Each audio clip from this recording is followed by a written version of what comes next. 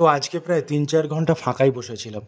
So hey guys, আমি পলাশ। কামালগাছি বাইপাসে আফজো নামে আমি একটি ক্যাফে চালাই। তো আজকে বিকেলবেলা দোকান ওপেন করে নেওয়ার পরে সব কিছু রেডি করে নেওয়ার পরে তো এই যে পোস্টারটা দেখছো আমাদের দার্জিলিং টিতে অ্যাভেলেবেল ছিল, তো সেটা একটা পোস্টারও লাগিয়ে দিলাম যাতে সবাই বুঝতে পারে।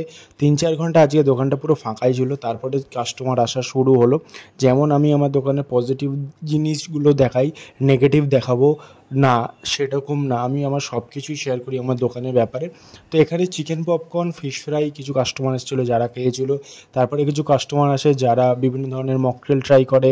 তার সাথে আমাদের যে কম্বোটা এখনও চলছে, ভেজ আর নন ভেজের চিকেন স্যান্ডউইচ, পনির স্যান্ডউইচ। তারপরে কিছু কাস্টমার আসে যারা দার্জিলিং টি খেয়েছে, খেয়ে বললো দার্জিলিং টিটা খুবই ভালো হয়েছিল, টেস্টটা নাকি খুব দারুণ। তারপর আমার দিদিরা আসে, দিদিরাও অনেক কিছু খাওয়া দাওয়া করে, ফিশ ফ্রাই, ফিশ ফিঙ্গার, তারপরে হচ্ছে ভেজ স্যান্ডউইচ। তো আর কি, এই হচ্ছে আজকে সন্ধ্যাটা কাটলো। আর লাস্টে দোকানপালা গুছিয়ে গেছে, বাড়ি চলে এলাম।